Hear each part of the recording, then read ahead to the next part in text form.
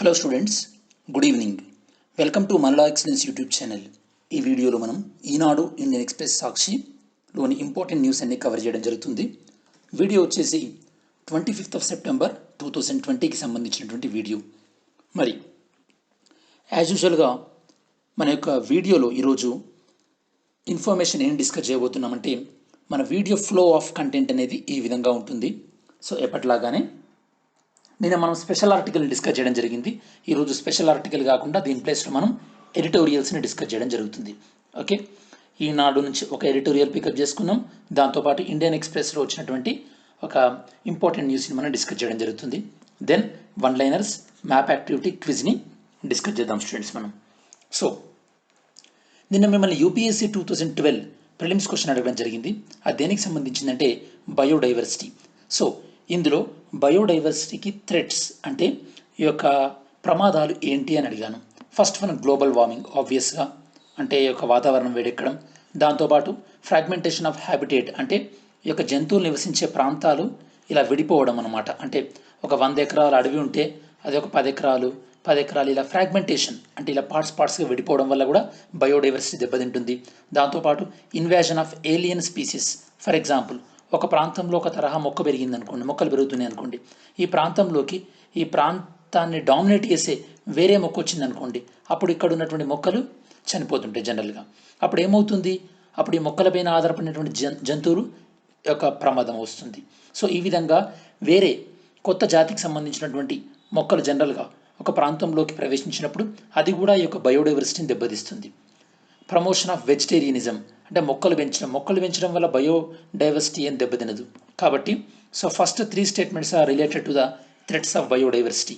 So our answer should be 1, 2, 3 and option A.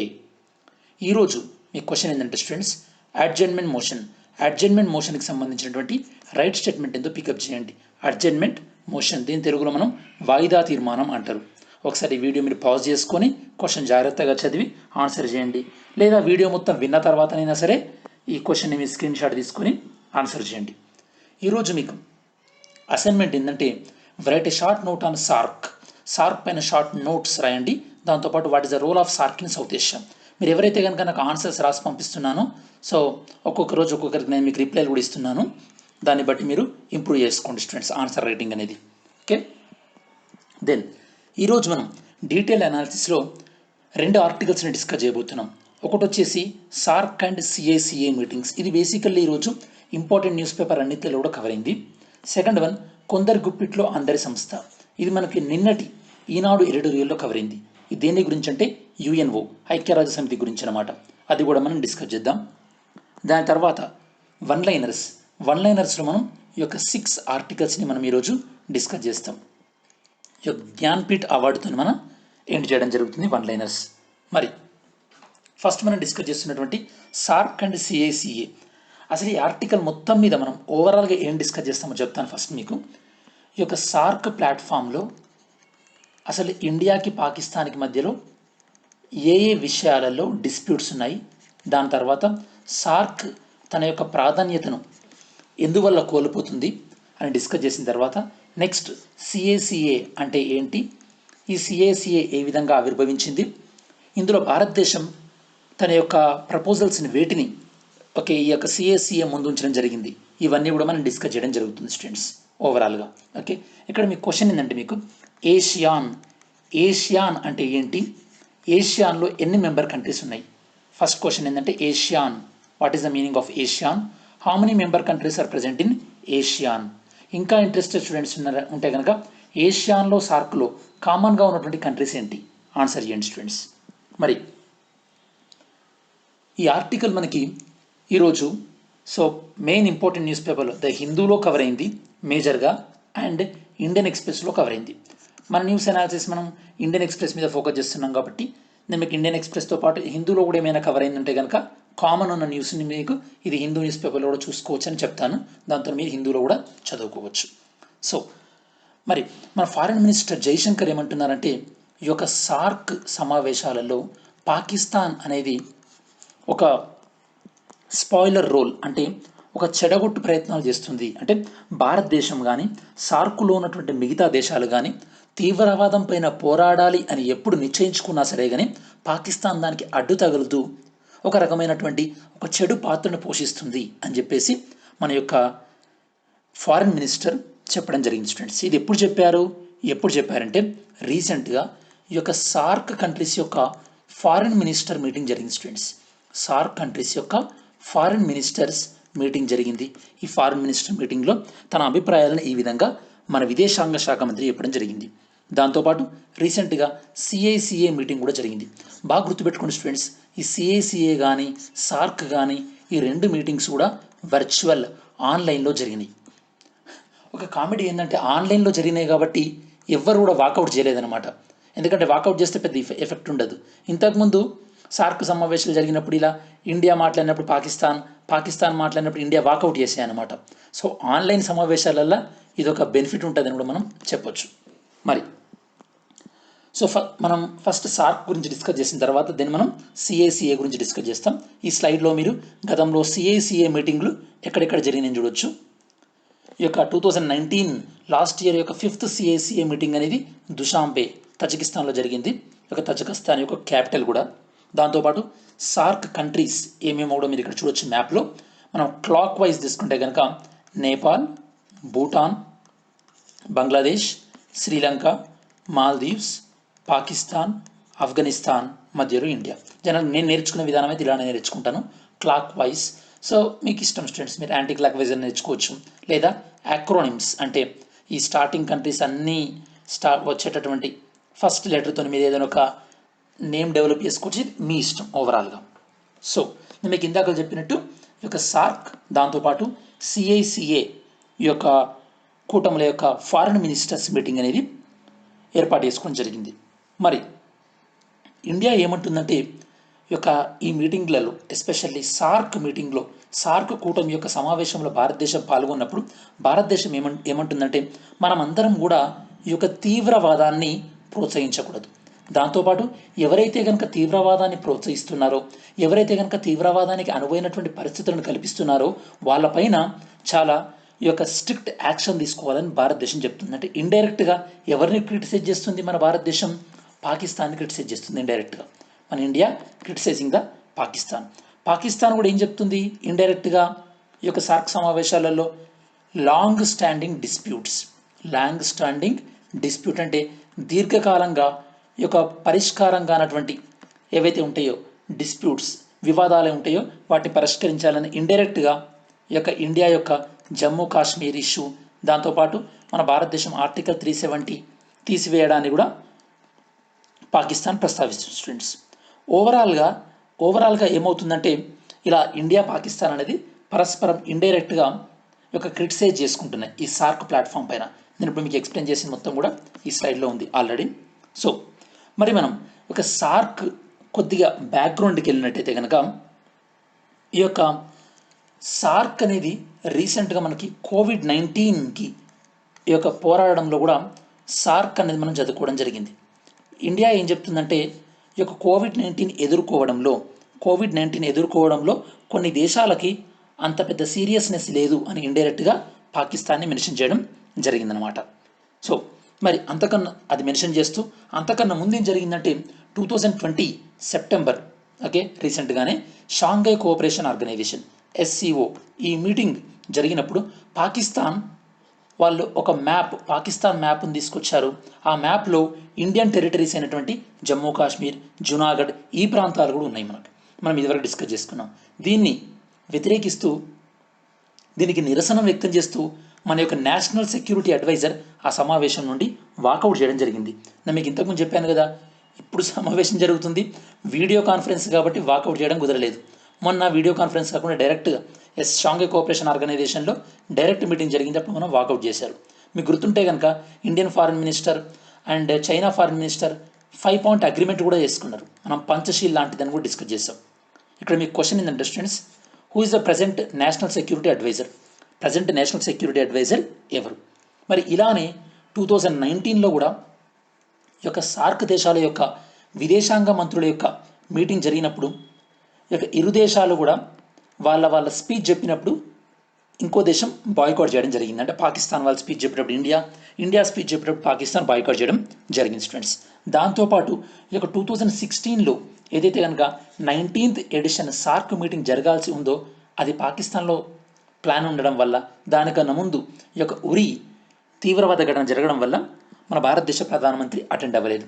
In fact చెప్పాలంటే SAARC last meeting 2014లో జరిగింది. 16th వాయిదా పడింది, 18th జరగలేదు, ఇప్పుడు 2020 కోవిడ్. సో చూడాలి స్టూడెంట్స్, అంటే ఈ పరిణామాలన్నింటిని అబ్జర్వ్ చేస్తే కనుక సార్క్ తన యొక్క ప్రాధాన్యతను కానీ ప్రాముఖ్యతను కానీ రోజు రోజుకి కోల్పోతుంది అని మనం చెప్పొచ్చు అనమాట. మరి ఇందాక మీకు చెప్పినట్టు కోవిడ్-19ని ఎదుర్కొనే విషయంలో సార్క్ ఎలాంటి పురోగతిని సాధించింది చూసినట్టయితే కనుక కోవిడ్-19కి సంబంధించినటువంటి సమాచారాన్ని ఇచ్చిపుచ్చుకోవడానికి ఈ యొక్క కోవిడ్-19 ఇన్ఫర్మేషన్ ఎక్స్చేంజ్ ప్లాట్ఫామ్ అన్నదాన్ని క్రియేట్ చేసాం. దాని పేరే కాయినెక్స్. అలానే సార్క్ ఫుడ్ బ్యాంక్ మెకానిజం అని కానీ, లేదా సార్క్ కోవిడ్-19 ఎమర్జెన్సీ ఫండ్ అని కానీ, ఇలా ఈ యొక్క సార్క్ కూటమి వివిధ ప్రయత్నాలను చేసింది ఈ యొక్క కరోనాని ఎదుర్కొనే క్రమంలో. ఇన్ఫ్యాక్ట్ ఈ యొక్క సార్క్ కోవిడ్-19 ఎమర్జెన్సీ ఫండ్ ఏదైతే ఉందో దీనికి మన భారతదేశం $10 million కంట్రిబ్యూట్ కూడా చేయడం జరిగింది.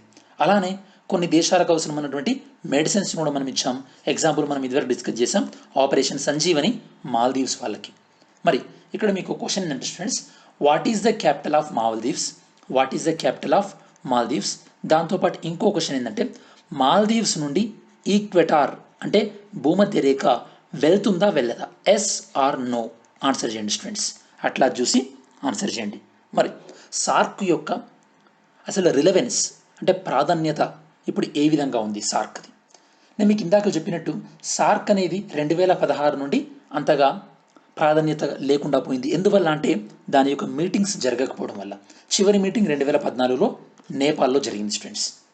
సో 2016లో ఉరి ఇన్సిడెంట్ తర్వాత ఇండియానే కాకుండా వివిధ దేశాలు కూడా ఈ యొక్క సార్క్ మీటింగ్ని బాయ్కాట్ చేయడం జరిగింది. మరి సార్క్ తన యొక్క ప్రాధాన్యతని రోజు రోజుకి కోల్పోతుండడానికి ముఖ్యమైనటువంటి కారణం ఏంటంటే, ఫస్ట్ వన్, సార్క్లో ఉన్నటువంటి ప్రధానమైనటువంటి ప్రిన్సిపల్ ఏంటంటే ద్వైపాక్షిక విషయాలు, బైలేటరల్ ఇష్యూస్, అంటే రెండు దేశాల మధ్య గొడవలు ఉంటే అవి డిస్కస్ చేయకూడదు. అంటే సార్కులో మనందరికీ ఉపయోగపడే విషయాలు మాత్రమే డిస్కస్ చేసి వీటి మీద ఏకాభిప్రాయానికి రావాలి. మరి ఇలానే సార్క్ దేశాలన్నీ కూడా మన అన్ని దేశాలలో కూడా మోటార్ వెహికల్స్, అంటే ఈ వెహికల్స్ అంటే కార్లు కానీ లేదా బస్సెస్ కానీ మన సార్క్ కంట్రీస్ అన్నిట్లలో కూడా ఈజీగా ఈ యొక్క ట్రావెల్ చేసే విధంగా మోటార్ వెహికల్ అగ్రిమెంట్ని అన్నీ చేసుకోవాలని డిసైడ్ చేశాయి. కాకపోతే పాకిస్తాన్ ఆబ్వియస్గా దీనికి వీటో చెప్పింది. వీటో అంటే ఒక నిర్ణయాన్ని వ్యతిరేకించడం. ఈ విధంగా సార్క్లో ఏదైతే కనుక అందరూ ఉమ్మడిగా తీసుకునే నిర్ణయాలు ఏవైతే ఉందో అక్కడ పాకిస్తాన్ వచ్చేసి ఆ నిర్ణయం అమలు కాకుండా వీటో చెప్తూ వస్తుంది. దాంతోపాటు ఈ యొక్క టెర్రరిజం విషయంలో ఈ యొక్క ఇండియా పాకిస్తాన్ మధ్యలో ఉన్నటువంటి ప్రాబ్లమ్స్ ఏవైతే ఉన్నాయో వాటి వల్ల కూడా సార్క్ తన ప్రాధాన్యతను కోల్పోయింది. మీరు ఆ 2 పాయింట్స్ కూడా ఇక్కడ చూడొచ్చు తర్వాత నీట్గా.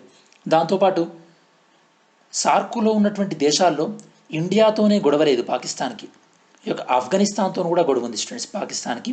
ఏ విషయంలో అంటే ఈ యొక్క సరిహద్దు విషయంలో, డ్యూరాండ్ లైన్ విషయంలో ఈ యొక్క ఆఫ్ఘనిస్తాన్తో ఉన్నటువంటి గొడవ వల్ల కానీ, లేదా ఇంకో విషయం ఏంటంటే ఈ సార్క్ దేశాల అన్నిట్లలో కూడా భారతదేశం ఆర్థికంగా వృద్ధి చెందడం వల్ల, అంటే ఎకనామికల్గా వృద్ధి చెందడం వల్ల మిగతా అన్ని దేశాలు ఏమనుకుంటున్నాయంటే మనం కొద్దిగా ఇండియాతో క్లోజ్ ఉంటే ఇండియా మన విషయాలు ఎక్కడ ఓవర్గా ఇన్వాల్వ్ అయిపోయి ఒక పెద్దన్న పాత్ర వహిస్తుందో అని చెప్పేసి ఆల్రెడీ నేపాల్కి అలా డౌట్ వచ్చే నేపాల్ కొద్దిగా దూరంగా ఉంటుంది మనకి. ఇదొక ప్రాబ్లం అనమాట సార్క్ అంతగా ఈ యొక్క పనితీరు కనబరచకపోవడానికి రీజన్. దాంతోపాటు 3rd, 4th మనం డిస్కస్ చేసాం స్టూడెంట్స్ ఆల్రెడీ. దాంతోపాటు 5th ఏంటంటే సార్క్ ప్రాధాన్యతను కోల్పోతున్నటువంటి ఈ క్రమంలో సార్క్ ప్లేస్లో BIMSTEC Bay of Bengal initiative for multi sectoral technical and economic cooperation, అంటే ఏవైతే కనుక ఇక బంగాళాఖాతంతో సరిహద్దును పంచుకుంటున్నటువంటి దేశాలు వాటి మధ్యలో సాంకేతిక మరియు ఆర్థికపరమైనటువంటి సహకారాన్ని పెంపొందించుకోవడానికి ఇందులో బిమ్స్టెక్ ఏర్పాటు చేసుకోవడం జరిగింది. ఈ మధ్యలో దీని ప్రాధాన్యత కూడా పెరుగుతుంది. ఇక్కడ మీకు క్వశ్చన్ ఏంటంటే స్టూడెంట్స్, బిమ్స్టెక్ అంటే బేసికల్లీ బే ఆఫ్ బెంగాల్తో బార్డర్ ఉన్నటువంటి కంట్రీస్ అని మనం అంటున్నాం కదా. మరి ఈ బిమ్స్టెక్లో ఒక 2 కంట్రీస్, వీటికి బే ఆఫ్ బెంగాల్తో బార్డర్ లేదు, ఇవి ల్యాండ్ లాక్డ్ కంట్రీస్, అంటే భూ పరివేష్టిత దేశాలు అయినప్పటికీ వాటికి బిమ్స్టెక్లో మెంబర్షిప్ ఉంది. ఆ 2 కంట్రీస్ ఏంటి కమెంట్ చేయండి. ఇది ఓవరాల్గా సార్క్ గురించి. మరి సిఐసిఏ మీటింగ్, ఇది బేసికల్లీ దేని గురించి అంటే ఈ యొక్క ఏషియాలో సెక్యూరిటీ అంటే భద్రతా విషయాల గురించి పరస్పరంగా ఒక దేశానికి ఇంకో దేశానికి కోఆపరేట్ చేసుకోవడానికి, అంటే సహకరించుకోవడానికి కమిట్మెంట్గా ఏర్పడినటువంటి సంస్థనే సిఐసిఏ. మరి భారతదేశ ప్రభుత్వం సిఐసిఏలో పాల్గొంది. దాంతోపాటు ఈ సిఐసిఏ సమావేశం మనం ఏం చెప్పామంటే మేము ఆఫ్ఘనిస్తాన్ శాంతి ఒప్పందానికి కట్టుబడి ఉన్నాం. సో నేను మీకు ఒక 3-4 వీడియోస్ బ్యాక్ చెప్పాను ఆల్రెడీ, ఈ యొక్క ఆఫ్ఘనిస్తాన్ డీల్లో మన భారతదేశం కూడా ఇన్వాల్వ్ అయిందని చెప్పేసి. ఓకే, మరి ఇక సిఐసిఏ అంటే ఏంటి? Conference on interaction and confidence building measures in Asia. అంటే ఏషియాలో ఈ యొక్క శాంతిని, దాంతోపాటు భద్రతను, దాంతోపాటు స్థిరత్వాన్ని, స్టెబిలిటీని ప్రమోట్ చేయడానికి ఈ యొక్క కూటమి అనేది ఏర్పడింది. దీన్ని ఫస్ట్ టైం 1992లో అప్పటి కజకిస్తాన్ ప్రెసిడెంట్ దీన్ని ఈ యొక్క 47th యుఎన్ఓ మీటింగ్లో ప్రపోజ్ చేయడం జరిగింది. ఇప్పుడు మనం ఎన్నవ యుఎన్ యానివర్సరీ జరుపుకుంటున్నాం? 75th. దీని యొక్క ఫస్ట్ మీటింగ్ 1999లో జరిగింది. దాని తర్వాత మీటింగ్స్ ఎప్పుడెప్పుడు జరిగాయో మీకు ఆల్రెడీ ఫస్ట్ స్లైడ్లోనే చెప్పడం జరిగింది. మరి సిఐసిఏలో ఉన్నటువంటి మెంబర్ కంట్రీస్ ఎన్ని స్టూడెంట్స్? 27. అన్ని గుర్తుపెట్టుకోవాల్సినటువంటి అవసరం లేదు. ఇండియా ఇందులో మెంబర్షిప్ ఉందా లేదా అంతే అవసరం మనకి. ఓకే, ఇప్పుడు ఈ సిఐసిఏకి యొక్క చైర్మన్గా వ్యవహరిస్తున్నటువంటి, అధ్యక్షులుగా వ్యవహరిస్తున్నటువంటి దేశం ఏంటంటే తజికిస్తాన్. తజికిస్తాన్ అనేది ఇప్పుడు చైర్మన్గా వ్యవహరిస్తుంది. మళ్ళీ ఒకసారి మీరు చూస్తే కనుక ఈ యొక్క సిఐసిఏల యొక్క లేటెస్ట్ మీటింగ్ 2019లో ఎక్కడ జరిగిందంటే ఇక తజికిస్తాన్ క్యాపిటల్ దుషాంబేలో జరిగింది. ఇప్పుడు ఈ తజికిస్తాన్ ఆధ్వర్యంలోనే ఇప్పుడు సిఐసిఏ తన యొక్క ప్రజెంట్ మీటింగ్ని క్యారీ చేయడం జరిగింది. మరి ఫైనల్ సొల్యూషన్ ఏంటంటే సార్క్ తను అంతగా పనితీరు కనబరచలేకపోతున్నప్పటికీ కూడా సార్క్ని మనం మళ్ళీ పునరుత్తేజం అంటే రివైవ్ చేయాల్సినటువంటి అవసరం ఉంది. ఎందులో భాగంగా మన యొక్క నైబర్హుడ్ ఫస్ట్ పాలసీలో భాగంగా ఒకవైపు చైనా తన యొక్క బెల్ట్ అండ్ రోడ్ ఇనిషియేటివ్ ద్వారా చైనా అగ్రెసివ్గా వెళ్తున్నటువంటి ఈ తరుణంలో మన చుట్టుపక్కల ఉన్నటువంటి దేశాలను కలుపుకుంటూ మనం ఈ యొక్క సార్క్ కూటమిని తిరిగి రీయాక్టివేట్ చేయాల్సినటువంటి అవసరం ఎంతైనా ఉంది అని కొంతమంది నిపుణుల యొక్క అభిప్రాయం స్టూడెంట్స్. ఇది ఓవరాల్గా ఈరోజు మనం సార్క్ దాంతోపాటు సిఐసిఏ గురించి డిస్కస్ చేసినటువంటి ఇన్ఫర్మేషన్ స్టూడెంట్స్. దీనికి సంబంధించి మీకు ఏం డౌట్స్ ఉన్నా కూడా మీరు అడగొచ్చు స్టూడెంట్స్ కామెంట్లో. నెక్స్ట్ వన్, కొందరి గుప్పిట్లో అందరి సంస్థ. ఇది మనకి యుఎన్ఓ గురించి స్టూడెంట్స్, ఇది మనకి యుఎన్ఓ గురించి. సో నేను మీకు ఒక చిన్న సజెషన్ ఏంటంటే నేను మీకు already UNO United Nation Organisations గురించి ఓకే, సో దీని బేసిక్ ఇన్ఫర్మేషన్ మొత్తం కూడా నేను మీకు 22nd సెప్టెంబర్ 2020 ఆ వీడియోలో ఇంక్లూడ్ చేశాను. దాంతోపాటు ఆ వీడియోని నేను మీకు ఇక్కడ మీకు వీడియోలో ట్యాగ్ చేస్తాను అనమాట. అంటే మీరు ఈ వీడియో చూస్తున్నప్పుడు, లైవ్లో చూస్తున్నప్పుడు మీకు ఇక్కడ రైట్ సైడ్ కాలంలో ఒక లింక్ వస్తుంది. దాంతోపాటు వీడియో ఎండింగ్లో కూడా ఎండ్ కార్డ్లో కూడా నేను మీకు ఇంక్లూడ్ చేస్తాను. దాన్ని మీద క్లిక్ చేసి మీరు యుఎన్ఓకి సంబంధించింది, యుఎన్ఓ ఎలా ఏర్పడింది అన్నటువంటి బేసిక్ ఇన్ఫర్మేషన్ చూడొచ్చు. సో ఆ వీడియోకి కంటిన్యూషన్గా ఇది అని కూడా అనుకోవచ్చు. ఇది మనకి పాలిటీలో ఇంటర్నేషనల్ రిలేషన్స్ పాయింట్ ఆఫ్ వ్యూలో, పేపర్ 2లో ఇంటర్నేషనల్ రిలేషన్స్ పాయింట్ ఆఫ్ వ్యూలో ఇంపార్టెంట్. ఇది మనకి ఈనాడులో వచ్చినటువంటి ఆర్టికల్ని తీసుకున్నాం మనం. కొందరి గుప్పిట్లో అందరి సంస్థ అంటే ఈ యొక్క యుఎన్ఓ, ఐక్యరాజ్య సమితి లాంటి ఏవైతే కనుక అంతర్జాతీయ సంస్థలు ఉన్నాయో ఈ యొక్క కోవిడ్ నేపథ్యంలో ఆ సంస్థల యొక్క బలహీనతలు బయటపడ్డాయి. ఆ సంస్థలు అంత ప్రభావశీలంగా పనిచేయలేదు అని చెప్పేసి ఈ ఆర్టికల్ చెప్తుంది. ఇందులో వచ్చినటువంటి ఇన్ఫర్మేషన్ చాలా కొద్దిగా ఇన్ఫర్మేషన్ స్టూడెంట్స్, మనం దాన్ని యాడ్ చేసుకొని ఒక డీటెయిల్గా డిస్కస్ చేద్దాం. ఫస్ట్ ఇంట్రడక్షన్ తీసుకున్నట్టయితే కనుక ఇది మొత్తం తెలుగులో ఉంటుంది స్టూడెంట్స్, డోంట్ వరీ, మీరు మంచిగా హ్యాపీగా చదువుతూ కూడా ఉండొచ్చు. ఫస్ట్ వన్ ఏంటంటే ఈ యొక్క కరోనా ప్రభావం అనేది ప్రపంచ రాజకీయాలపైన, దాంతోపాటు అంతర్జాతీయ సంబంధాలపైన ఎలాంటి ప్రభావాన్ని చూపనుందో మనం చూద్దాం. ఫస్ట్ వన్, ఆల్రెడీ గ్లోబలైజేషన్ అంటే ప్రపంచీకరణ విధానం అనేది ఇప్పటికే స్ట్రెస్ గురైంది. కరోనా రాకముందు కూడా ఈ యొక్క చైనా, దాంతోపాటు యుఎస్ఏ ట్రేడ్ వార్, వాణిజ్య యుద్ధం, వీటి వల్ల చాలా దేశాలు గ్లోబలైజేషన్కి అపోజిట్ ఏంటది? నేషనలిజం అంటే ఏ దేశంలో వస్తువులకు ఆ దేశంలోనే ప్రోత్సాహం ఇవ్వడం, దాంతోపాటు వేరే దేశాల నుంచి వచ్చిన వస్తువులపైన ఎక్కువ ట్యాక్స్ విధించడం ఇలా చేస్తున్నాయి. అంటే ఆల్రెడీ కరోనా కన్నా ముందే ఈ గ్లోబలైజేషన్ అనేది ఒత్తిడికి గురైంది, like US China trade wars వల్ల. దాని తర్వాత ఏమైంది, ఇప్పుడు కరోనా వల్ల చాలా దేశాలు తమ దేశమే ముందు అన్నటువంటి ప్రొటెక్షనిజం, నేషనలిజం అన్నటువంటి కాన్సెప్ట్స్ వస్తున్నాయి స్టూడెంట్స్. దీనివల్ల ఏమయ్యే అవకాశం ఉంది, దీనివల్ల ఒక దేశం నుండి ఇంకో దేశానికి మైగ్రేషన్, వలసలు తగ్గే అవకాశం ఉంది. ఎప్పుడైనా గుర్తుపెట్టుకోండి స్టూడెంట్స్, ఇప్పుడు అమెరికా మనతో బాగుంటుంది లేదా మనం అమెరికాతో బాగుంటున్నామంటే వన్ ఆఫ్ ద ఫ్యాక్టర్ ఏంది, చాలామంది ఇండియన్స్ అమెరికాలో ఉండడమే. లేదా ఇజ్రాయిల్తో అమెరికా బాగుంటుందంటే రీజన్ ఏంటి, చాలామంది ఇజ్రాయిల్ అమెరికాలో మంచి మంచి పొజిషన్లో ఉండడమే. మరి ఒకవేళ ఈ వలసలు లేకపోతే ఏమవుతుంది, దీనివల్ల ఈ యొక్క దేశాల మధ్య యుద్ధాలు వచ్చే అవకాశం ఎక్కువగా ఉంటుంది. ఎందుకంటే ఒక దేశాన్ని ఇంకో దేశం కేర్ చేయదనమాట. మరి ఈ పరిస్థితుల్లో అసలు ఈ కరోనా సందర్భంలో ఈ అంతర్జాతీయ సంస్థలు, అంటే ఇప్పుడు మనం యుఎన్ఓ విషయంలోనే కాకుండా అసలు ఓవరాల్గా అంతర్జాతీయ సంస్థలు ఎలాంటి పాత్ర పోషించినాయి, అది మనం ఎక్స్పెక్టెడ్ లైన్లోనే ఉందా లేదా చూద్దాం. ఈ యొక్క అంతర్జాతీయ సంస్థలలో ఎస్పెషల్లీ ఈ యొక్క యుఎన్ఓలో కానీ లేదా యుఎన్ సెక్యూరిటీ కౌన్సిల్లో కానీ ఇందులో ఏమవుతుందంటే ఈ సంస్థ కన్నా ఎక్కువ కూడా ఈ సంస్థలో ఏవైతే కనుక అభివృద్ధి చెందిన దేశాలు ఉన్నాయో లైక్ చైనా కానీ అమెరికా కానీ అవి ఏకపక్షంగా వ్యవహరిస్తున్నాయి. For example south China sea, దక్షిణ చైనా సముద్రం పైన ఇంటర్నేషనల్ కోర్ట్ ఆఫ్ జస్టిస్ ఇచ్చినటువంటి తీర్పు ఏదైతే ఉందో దాన్ని ఇప్పటికీ కూడా చైనా పాటించలేదు. దాంతోపాటు ఇంటర్నేషనల్ క్రిమినల్ కోర్ట్ దీని నుండి రష్యా వైదొలిగింది. దాంతోపాటు మీరు ప్యారిస్ క్లైమేట్ అగ్రిమెంట్ నుంచి కానీ, యునెస్కో నుంచి కానీ, వరల్డ్ హెల్త్ ఆర్గనైజేషన్ నుంచి కానీ, లేదా ఓపెన్ స్పేస్ ట్రీటీ నుంచి కానీ వీటిని అన్నింటి నుంచి అమెరికా వైదొలిగింది. డబ్ల్యూహెచ్ఓని ఎంత విమర్శించిందో మనం చూడొచ్చు. దాంతోపాటు చాలా స్ట్రాంగ్గా ఉండేటటువంటి యూరోపియన్ యూనియన్ కూడా ఇటలీ లాంటి దేశాలకి ఎలాంటి హెల్ప్ చేయలేకపోవడం వల్ల ఇటలీ ఏం చేసింది, ఈ యొక్క చైనా వాళ్ళ యొక్క బెల్ట్ అండ్ రోడ్ ఇనిషియేటివ్లో జాయిన్ అవ్వాల్సి వచ్చింది. ఈ విధంగా మనం చూసినట్టయితే కనుక ఈ యొక్క అంతర్జాతీయ సంస్థల యొక్క పాత్ర ఎలాంటి ఈ యొక్క క్లిష్ట పరిస్థితులు ఎదుర్కొంటుందో మనం అర్థం చేసుకోవచ్చు ఫ్రెండ్స్. మరి ఈ యొక్క కరోనా తర్వాత ఎలాంటి పరిస్థితులు ఏర్పడే అవకాశం ఉంది, ఫస్ట్ వన్ ఏంటంటే ఈ యొక్క క్రూడ్ ఆయిల్, ముడి చమురు ధరలు తగ్గే అవకాశం ఉంది. ఎందుకంటే చాలా దేశాలలో డిమాండ్ పడిపోతుంది కాబట్టి. దానివల్ల ఏముంది, ఈ యొక్క ఏదైతే కనుక క్రూడ్ ఆయిల్ పైన ఆధారపడినటువంటి ఆర్థిక వ్యవస్థలు ఏవైతే ఉన్నాయో లైక్ ఇరాన్ కానీ, ఇరాక్ కానీ, లేదా సిరియా కానీ, ఈ దేశాలలో ఇంటర్నల్ కాన్ఫ్లిక్ట్స్ అంటే అంతర్యుద్ధాలు వచ్చే అవకాశం ఉంది. అక్కడ ఉన్నటువంటి ప్రభుత్వాలు బలహీనపడే అవకాశం ఉంది. దాంతోపాటు చైనా అమెరికాల మధ్యలో మళ్ళీ ట్రేడ్ వార్ వచ్చే అవకాశం ఉంది. అఫ్ కోర్స్ ఇప్పుడు ఇన్ కేసు ఒకవేళ డెమోక్రటిక్ గవర్నమెంట్ వస్తే కనుక మైట్ బి ఈ ట్రేడ్ వార్ తగ్గే అవకాశం ఉంది, అది వేరే విషయం.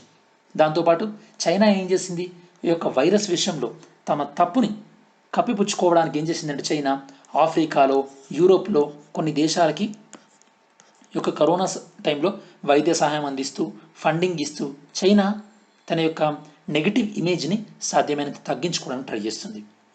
మరి ఈ కరోనా సమయంలో ఈవెన్ ప్రపంచ దేశాలన్నింటికీ కూడా బిగ్ బ్రదర్, పెద్దన్న అని చెప్పుకుంటున్నటువంటి అమెరికా కూడా కరోనాను అరికట్టడంలో తన తీవ్రంగా విఫలమైంది. ఈవెన్ అమెరికా వేరే దేశాలకు సహాయం చేయడం కాకుండా అసలు అమెరికానే కరోనాని స్టార్టింగ్ స్టేజ్లో అరికట్టడంలో విఫలమైంది. దాంతోపాటు ఇప్పుడు వ్యాక్సిన్స్ విషయంలో కూడా కేవలం ఈ యొక్క వాళ్ళ దేశాని కోసమే వ్యాక్సిన్స్ కావాలని చెప్పేసి ఈ యొక్క వ్యాక్సిన్ నేషనలిజం అన్న కాన్సెప్ట్ను కూడా అమెరికా తీసుకొస్తుంది. మనం డిస్కస్ చేసాం. ఈ యొక్క కరోనాకు వ్యాక్సిన్ కనిపెట్టడమే ఒక పెద్ద పని అంటే దాని తర్వాత ఇది అన్ని దేశాలకు కూడా ఈక్విటబుల్ అంటే సమానంగా దీన్ని డిస్ట్రిబ్యూట్ చేయడం కూడా ఒక పెద్ద ఛాలెంజ్. మరి ఈ సందర్భంలో భారతదేశం తన యొక్క దౌత్య సామర్థ్యాన్ని, తన యొక్క డిప్లొమాటిక్ పవర్ని రీసెంట్గా ఎలాంటి సందర్భాల్లో ఏ విధంగా చూపెట్టిందని మనం అర్థం చేసుకోవచ్చు. ఫస్ట్ వన్, కరోనా సమయంలో ఈ యొక్క హైడ్రాక్సీ క్లోరోక్విన్ అనే మెడిసిన్ని వేరే దేశాలకు మనం ఇవ్వడం ద్వారా మన యొక్క దౌత్య సామర్థ్యం, మన యొక్క డిప్లొమాటిక్ పవర్ పెరిగిందని చెప్పొచ్చు. దాంతోపాటు నేను మీకు ఇందాక చెప్పినట్టు కోవిడ్ ఎమర్జెన్సీ ఫండ్ కోసం సార్క్ వాళ్ళు క్రియేట్ చేశారు కదా, అట్లాంటి ఫండ్కి మనం మనీ ఇవ్వడం ద్వారా కూడా మనం నైబర్హుడ్ ఫస్ట్ పాలసీ అంటే పొరుగు దేశాలకు హెల్ప్ చేయడం, లైక్ ఇంతకు మీకు చెప్పినట్టు ఆపరేషన్ సంజీవని కానీ, లేదా మీరు గుర్తుంటుంది మీకు సార్క్ శాటిలైట్ ఈ చర్యల ద్వారా మనం వేరే దేశాలకు హెల్ప్ చేస్తూ మన యొక్క రోల్, మన యొక్క పాత్రను పెంచుకుంటున్నాం స్టూడెంట్స్. మరి ఈ సందర్భంలో మనకు ఆల్రెడీ ఈ యొక్క అమెరికా చైనా మధ్యలో ఎలాంటి వైరం నడుస్తుందంటే, అమెరికా సపోర్ట్ చేస్తున్నటువంటి ఫినాన్షియల్ ఆర్గనైజేషన్, ఆర్థిక సంస్థలు ఏమున్నాయి? World bank, IMF. దీనికి అపోజిట్గా చైనా ఏం చేసిందంటే ఈ యొక్క ఏషియన్ ఇన్ఫ్రాస్ట్రక్చర్ ఇన్వెస్ట్మెంట్ బ్యాంక్ అని, లేదా ఈ యొక్క న్యూ డెవలప్మెంట్ బ్యాంక్ అని వీటిని ప్రపోజల్కి తీసుకొచ్చింది. మరి అమెరికా తన పొలిటికల్గా స్ట్రాంగ్గా ఉండడానికి దాన్ని ఏం ఫామ్ చేసింది? G7 ఫామ్ చేసింది. G7లో చైనా ఉందా మెంబర్షిప్? లేదు. చైనా దీనికి అపోజిట్గా చైనా ఏం ఫామ్ చేసింది? SCO, Shanghai cooperation organisation form చేసింది. అందుకోసం మీరు గుర్తుండాలి, ఇండియాకి SCOలో మెంబర్షిప్ ఉంది, బట్ G7లో లేదు. G7లో ఇండియా కూడా మెంబర్షిప్ ఇవ్వాలి, G7ను G10 చేయాలి అన్నటువంటి ప్రపోజల్ వచ్చింది ఒక 1-2 months బ్యాక్. మీకు గుర్తుండాలి, బ్రిటన్ ప్రైమ్ మినిస్టర్ దీన్ని D10 డెమోక్రసీ 10 అన్న నేమ్ కూడా ఇవ్వడం జరిగింది. ఎందుకు ఈ విధంగా?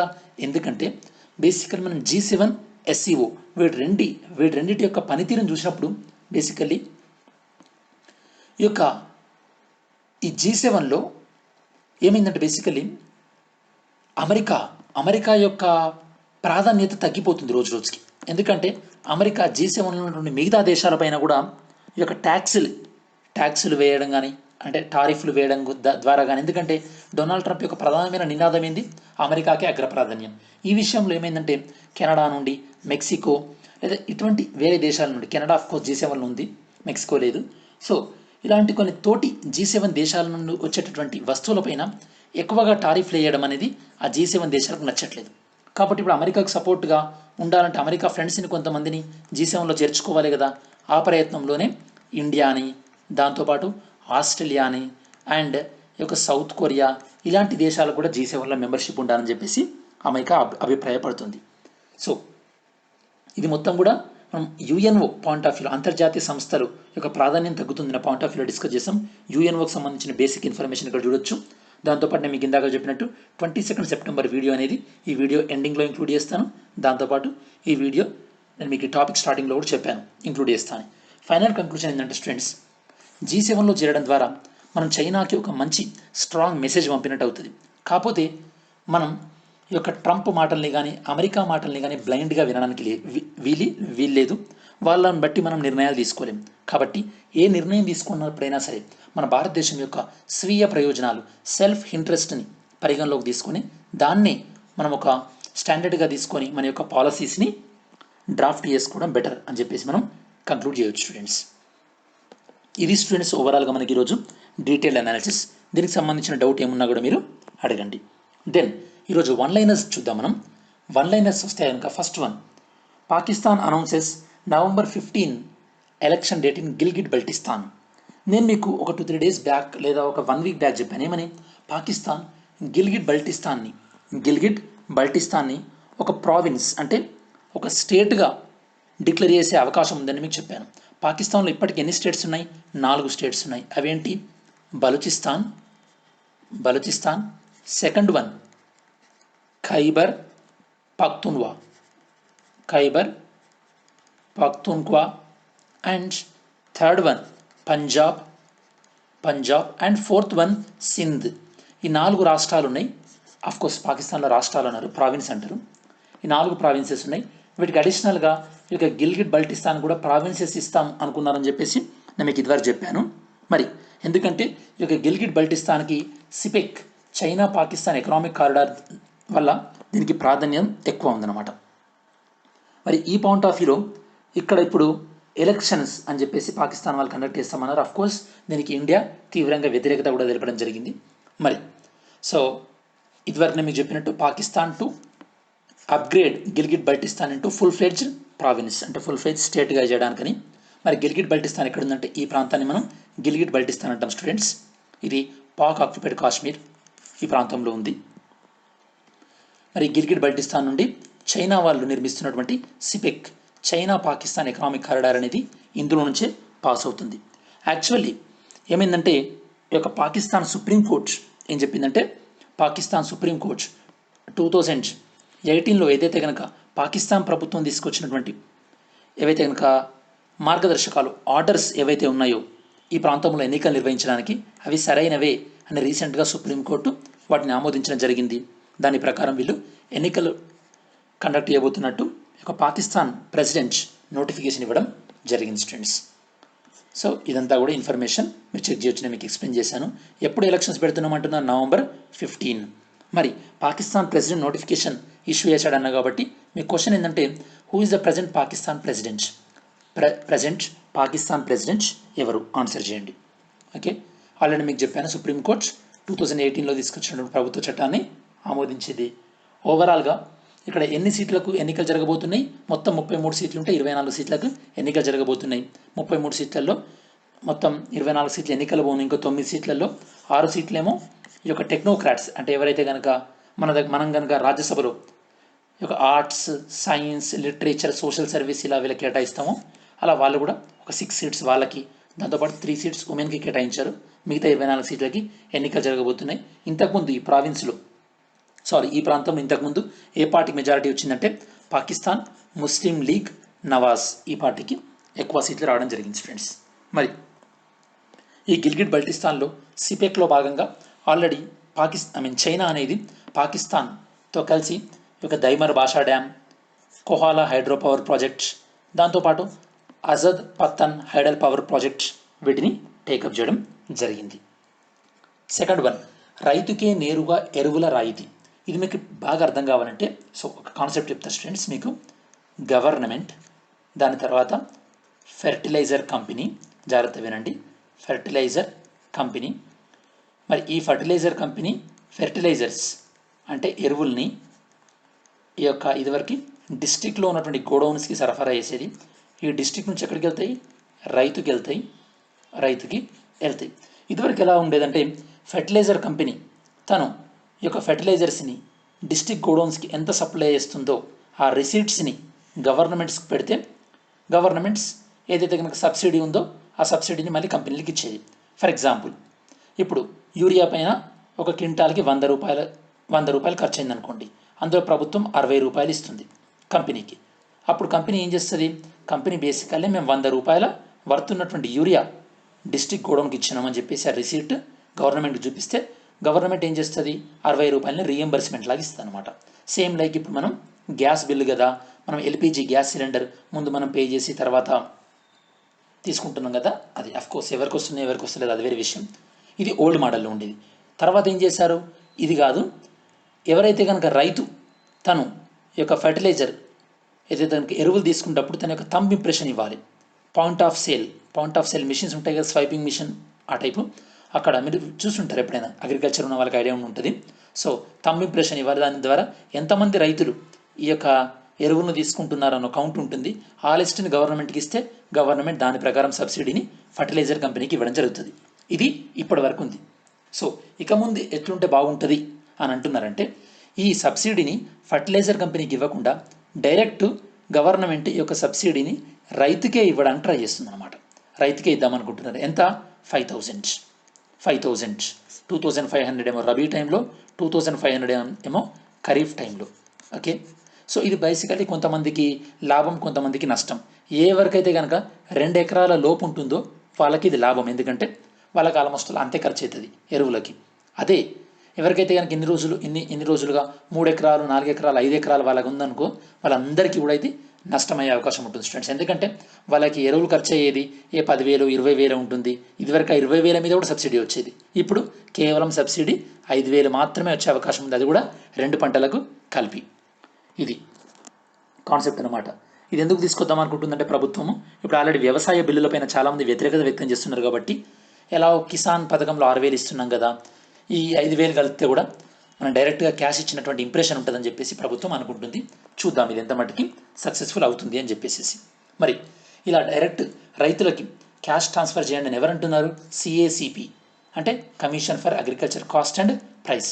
వీళ్ళే ఈ యొక్క మినిమం సపోర్ట్ ప్రైస్, కనీస మద్దతు ధరలను కూడా ఎంత ఉండాలని వీళ్ళకి ప్రభుత్వానికి రికమెండ్ చేస్తారు.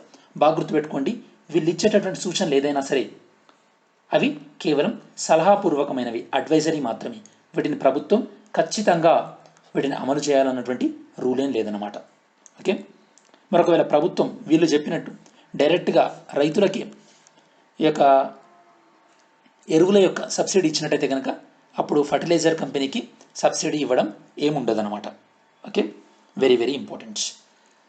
మరి ఓవరాల్గా ప్రజెంట్ ఇప్పుడు యూరియా పైన 70% సబ్సిడీ ఇస్తుంది ప్రభుత్వం, కేంద్ర ప్రభుత్వం. అంటే 100 రూపాయలు ఉంటే యూరియాకి అందులో కేంద్ర ప్రభుత్వం ఎంత భరిస్తుంది? 70 రూపాయలు భరిస్తుంది. 2020-21 బడ్జెట్లో ఈ యొక్క కేంద్ర ప్రభుత్వం ఫర్టిలైజర్ సబ్సిడీ కోసం ఎంత కేటాయించారంటే 71,309 కోట్లు కేటాయించడం జరిగింది. అందులో యూరియా సబ్సిడీ కోసం 48,000 కోట్లు, మిగతా ఎరువుల కోసం వేరే సబ్సిడీ వేరే మనీని కేటాయించడం జరిగింది. బాగా గుర్తుపెట్టుకోండి స్టూడెంట్స్, మన హ్యూమన్ బీయింగ్ మనిషికి కార్బోహైడ్రేట్స్, ప్రోటీన్, ఫ్యాట్ 3 చాలా చాలా ముఖ్యం. అలానే మొక్కలకి కూడా నైట్రోజన్, ఫాస్ఫరస్, పొటాష్ 3 ముఖ్యం. మరి మొక్కలకి నైట్రోజన్ ఇచ్చేటటువంటి ఎరువే urea. Very very important.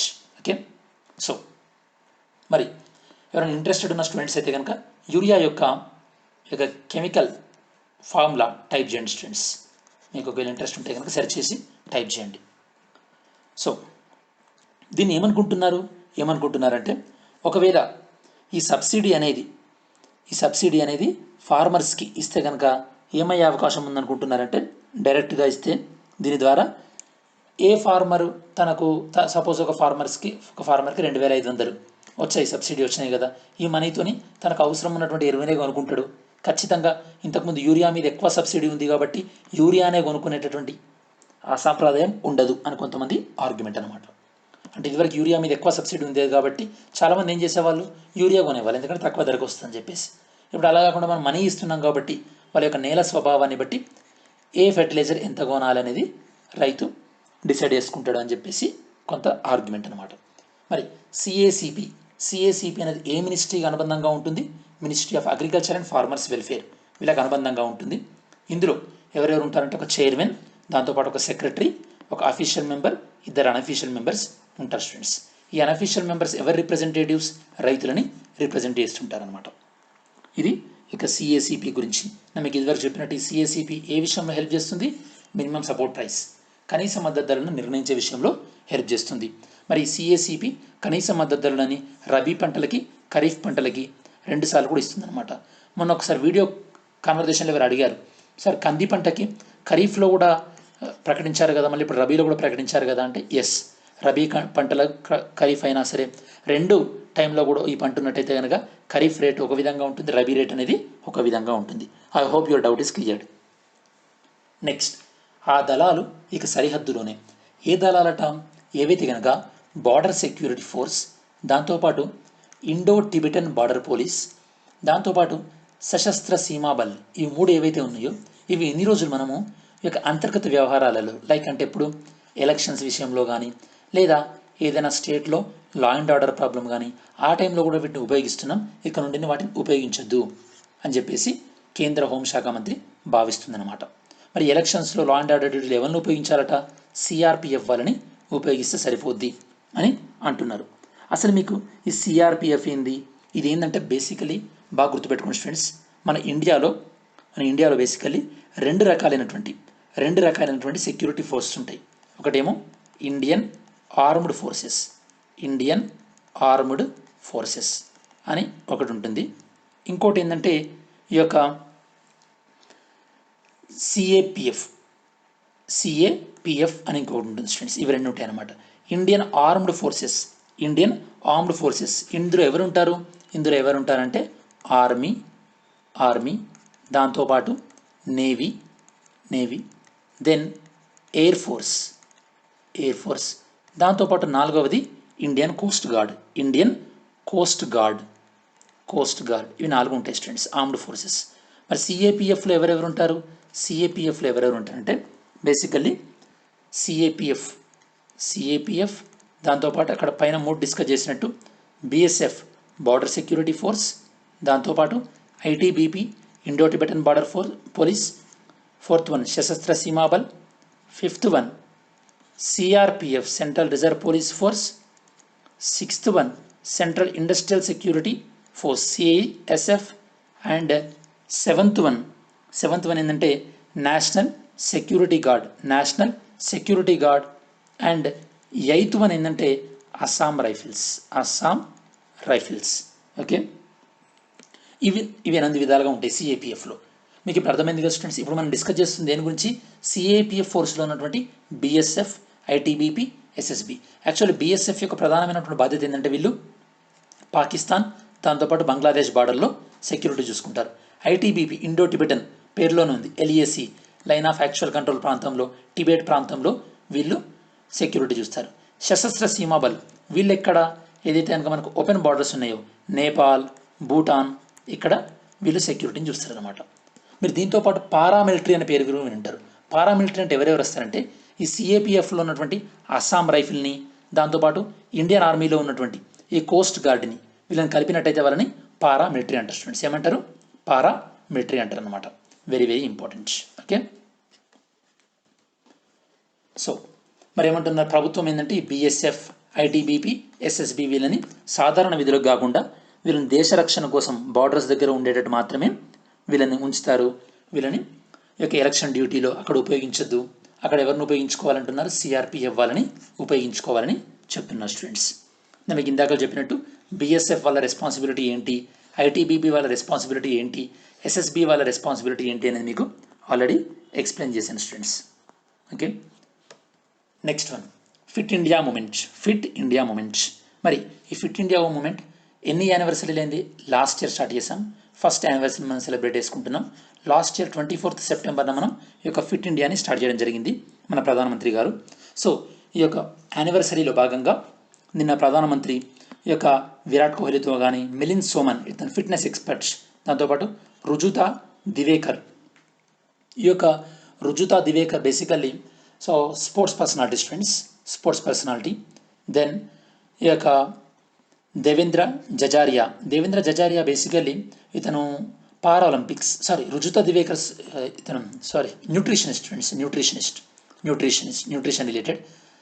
Devendra Jhajharia ఇతను ఈ యొక్క జావెలిన్ త్రోలో గోల్డ్ మెడల్ వచ్చింది ఇతనికి, దేవేంద్ర జజారియా. దాంతోపాటు అఫ్షాన్ ఆషిక్, ఈమె ఫుట్బాల్ ప్లేయర్. వీళ్ళతో మన ప్రధానమంత్రి ఇంటరాక్ట్ అవ్వడం జరిగింది ఫిట్ ఇండియా మూమెంట్లో భాగంగా.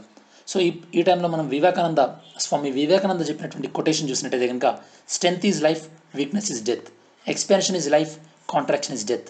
సో ఎప్పుడైనా సరే మనకు స్ట్రెంగ్త్ ఇది మనకు ఫిట్నెస్ ఉన్నప్పుడే వస్తుంది. సో మీరందరూ కూడా ఫిట్నెస్ పైన కాన్సన్ట్రేట్ చేయండి students, at least daily 5 or 10 minutes. So every year 24th సెప్టెంబర్ని మనం ఫిట్ ఇండియా మూమెంట్ డేగా సెలబ్రేట్ చేసుకుంటున్నాం. దీనికి ఎందుకోసం ఇది? ఎందుకంటే యూత్ని ఇక ఫిట్గా, ఇండియన్ పాపులేషన్ని ఫిట్గా ఉండడానికి ఎంకరేజ్ చేయడానికి అనమాట. దీన్ని స్టార్ట్ చేస్తున్నట్టు 2019 ఎప్పుడైతే కనుక August 29 నేషనల్ స్పోర్ట్స్ డే రోజు మన ప్రధానమంత్రి అనౌన్స్ చేయడం జరిగిందనమాట. ఎవ్రీ ఇయర్ 24th ఈ యొక్క ఫిట్ ఇండియా మూమెంట్ని సెలబ్రేట్ చేసుకుంటామని చెప్పేసి. నెక్స్ట్ మనం డిస్కస్ చేయబోతుంది ఏంటంటే శేఖర్ బసు చాలా ఫేమస్ సైంటిస్ట్ ఫ్రెండ్స్. ఇతను చనిపోవడం జరిగింది కోవిడ్ వల్ల. శేఖర్ బసు గారు బేసిక్గా ఇతని కంట్రిబ్యూషన్ ఏంటంటే ఈ యొక్క ఇండియన్ న్యూట్రినో అబ్జర్వేటరీ తమిళనాడులో ఉంది. న్యూట్రినో అంటే విశ్వవ్యాప్తంగా, అంటే విశ్వం మొత్తం కూడా ఎక్కువగా ఉండేది ఫస్ట్ ఏంటంటే ఫోటాన్లు, దాని తర్వాత ఇంకో మొత్తంలో ఉండేది ఏంటంటే న్యూట్రినోస్. ఈ న్యూట్రినోల మీద పరిశోధన చేయడానికి న్యూట్రినో ల్యాబ్ని తమిళనాడులో ఏర్పాటు చేయాలని అందులో కీలక పాత్ర పోషించిన వ్యక్తి ఇతను అనమాట. దాంతోపాటు ఇతను ఈ యొక్క ఇండియన్ న్యూక్లియర్ సొసైటీ అవార్డు వచ్చింది. దాంతోపాటు ఈ యొక్క Tarapur nuclear plant, Kalpakkam nuclear plant విషయంలో కూడా ఇతని పాత్ర ఎంతో ఉంది. దాంతోపాటు ఇతను బాబా అటామిక్ రీసెర్చ్ సెంటర్ యొక్క ఇంతకుముందు ఫార్మర్ డైరెక్టర్, దాంతోపాటు అటామిక్ ఎనర్జీ కమిషన్ యొక్క ఇంతకుముందు ఫార్మర్ చైర్మన్ కూడా స్టూడెంట్స్. దాంతోపాటు ఈ యొక్క ఐఎన్ఎస్ అరిహంత్ ఏదైతే కనుక మనకి న్యూక్లియర్ పవర్తో నడిచేటటువంటి సబ్మెరైన్ జలాంతర్గామి ఉంటుందో దాన్ని రూపొందించడంలో కూడా ఇతని పాత్ర ఎంతో ఉంది. Next 6th one Jnanpith award. Very very important students. మనకి లిటరేచర్లో, సాహిత్యంలో ఇచ్చేటటువంటి అత్యున్నతమైనటువంటి పురస్కారాన్ని మనం జ్ఞాన్పీఠ్ అవార్డు అంటాం. ఈసారి జ్ఞాన్పీఠ్ అవార్డు ఎవరికి ఇచ్చారంటే మలయాళీ రైటర్ అయినటువంటి అచ్యుతన్ నంబూదిరిన్, ఇతనికి జ్ఞాన్పీఠ్ అవార్డు రావడం జరిగింది. జ్ఞాన్పీఠ్ అనేది మీకు ఇందాక చెప్పినట్టు హైయెస్ట్ లిటరేచర్ అవార్డ్. ఇది ఇంగ్లీష్ లాంగ్వేజ్ కూడా ఇస్తారు. దాంతోపాటు ఇది కేవలం ఇండియన్స్కి మాత్రమే ఇస్తారు. Very very important, only Indians are eligible. ఈ అవార్డులో భాగంగా ఎంత క్యాష్ ఇస్తారు స్టూడెంట్స్? 11 lakh క్యాష్ ఇస్తారు. ఓకే, దాంతోపాటు బ్రాంజ్ అంటే ఈ యొక్క బ్రాంజ్ అంటే బేసికల్లీ రాగి సరస్వతి మెడల్ ఇవ్వడం జరుగుతుంది. దీన్ని స్పాన్సర్ చేసేది ఎవరంటే భారతీయ జ్ఞాన్పీఠ్ వాళ్ళు స్పాన్సర్ చేస్తారు. ఇంతకుముందు 2019లో ఎవరికి వచ్చిందంటే ఇక అమితావ్ ఘోష్కి రావడం జరిగింది. Amitav Ghosh first person English లాంగ్వేజ్లో అంటే ఇంగ్లీష్ లిటరేచర్కి సంబంధించి జ్ఞాన్పీఠ్ వచ్చినటువంటి ఫస్ట్ పర్సన్ అమితావ్ ఘోష్. ఇది స్టూడెంట్స్ ఓవరాల్గా వన్ లైనర్ సంబంధించి. Next map activity. నిన్నటి మ్యాప్ యాక్టివిటీ ఏంటో చూద్దాం. ఫస్ట్ వన్ నిన్న మనం భారతదేశంలోని 12 మేజర్ పోర్ట్స్ని ఐడెంటిఫై చేయమన్నాను, వాటి రాష్ట్రాలతో సహా. నిన్న మీకు ఇది ఆల్రెడీ చెప్పాను. కాండ్లా గుజరాత్, ముంబై జేఎన్పీటీ మహారాష్ట్ర, మర్మగోవా గోవా, మ్యాంగ్లూర్ కర్ణాటక, కోచి కేరళ, టుటికోరిన్ చెన్నై ఎన్నౌర్ మూడుగురు తమిళనాడు, విశాఖపట్నం ఏపీ, పారాదీప్ ఒడిస్సా, కోల్కతా వెస్ట్ బెంగాల్. ఇవి ప్రధానంగా ఇండియాలో ఉన్నటువంటి పోర్ట్స్. ఈరోజు మీకు మ్యాప్ యాక్టివిటీ ఏంటంటే ఇంగ్లీష్ ఛానల్ని మ్యాప్లో చెక్ చేయండి ఒకసారి. అట్లాస్ ఇది ఏ 2 దేశాల మధ్యలో ప్రజెంట్ ఉంది. దాంతోపాటు ఇంకో క్వశ్చన్ ఏంటంటే మీరు కమెంట్ చేయండి కామెంట్స్లో. ఇంగ్లీష్ ఛానల్ని స్విమ్మింగ్ చేసినటువంటి ఫస్ట్ ఇండియన్ ఎవరు? Who was the first Indian who swim across English channel? Answer చేయండి స్టూడెంట్స్. నెక్స్ట్ క్విజ్కి సంబంధించి నిన్నటి క్విజ్ ఆన్సర్స్ ఏంటో ఫస్ట్ చెక్ చేద్దాం మనం. ఫస్ట్ వన్ ఈ యొక్క సస్టైనబుల్ రికవరీ రిపోర్ట్స్, దీనికి సంబంధించినటువంటి రైట్ ఆన్సర్ ఏంది?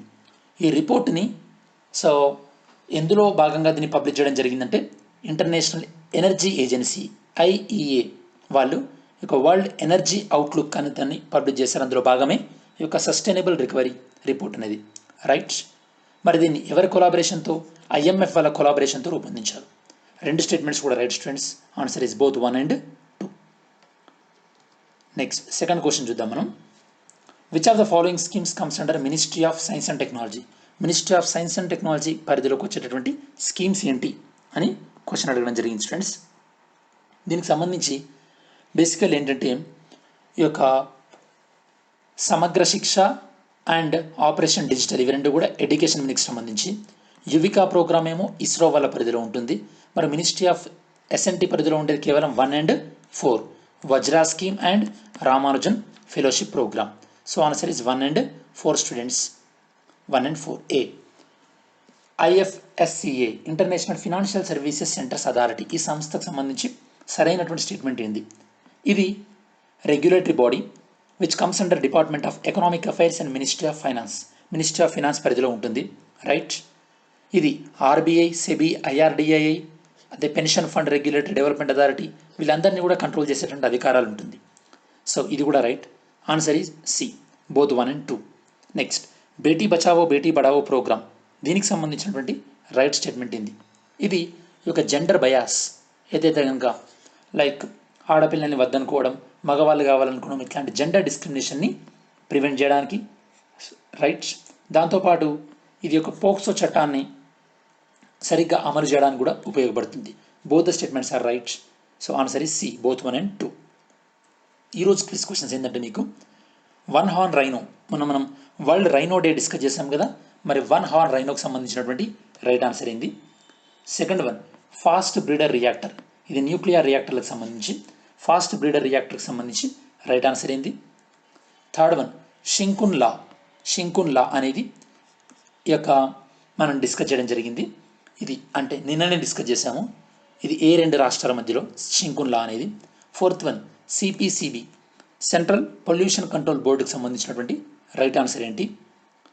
ఫిఫ్త్ వన్ ఆర్టిమిస్ ప్రోగ్రామ్, ఇది ఈ యొక్క ఆర్టిమిస్ ప్రోగ్రామ్కి సంబంధించినటువంటి రైట్ ఆన్సర్ ఏంటి? సిక్స్త్ వన్ షోకాజ్ నోటీస్, ఈ యొక్క ఢిల్లీ అసెంబ్లీ షోకాజ్ నోటీస్ ఇచ్చింది ఎవరికి? ఈ యొక్క ఫేస్బుక్. దాంతోపాటు ఈ యొక్క సుప్రీంకోర్టు కూడా సుదర్శన్ టీవీ వాళ్ళకి, వాళ్ళు ఈ యొక్క ముస్లిమ్స్ కమ్యూనిటీకి అగెనెస్ట్గా సివిల్ సర్వీసెస్ ప్రోగ్రామ్ చేసినందుకు వాళ్ళకు కూడా షోకాస్ నోటీస్ ఇవ్వడం జరిగింది. ఆ షోకాస్ నోటీస్ అన్నదానికి ఆ పాయింట్ ఆఫ్ వ్యూలో కరెక్ట్ స్టేట్మెంట్ ఏందో ఆన్సర్ చేయండి స్టూడెంట్స్. ఇది స్టూడెంట్స్ ఓవరాల్గా మనం ఈరోజు డిస్కస్ చేసినటువంటి న్యూస్ పేపర్ అనాలిసిస్ మొత్తం కూడా. ఈ వీడియో మీకు నచ్చినట్టయితే కనుక లైక్ చేయండి, మీ ఫ్రెండ్స్కి ఉపయోగపడుతుంది అనుకుంటే షేర్ చేయండి. చాలామంది కోచింగ్ అఫోర్డ్ చేయలేని వాళ్ళు ఉంటారు. సో వాళ్ళందరికీ మీకు న్యూస్ పేపర్ ఇది చదివి అర్థం చేసుకోవడంలో మీకు ఈ వీడియో ఉపయోగపడుతుంది అనుకుంటా. నెక్స్ట్ మరి మన ఛానల్కి సబ్స్క్రైబ్ చేసుకున్నట్టయితే కనుక సబ్స్క్రైబ్ చేసుకోండి students. Thanks for watching this video. See you in next video.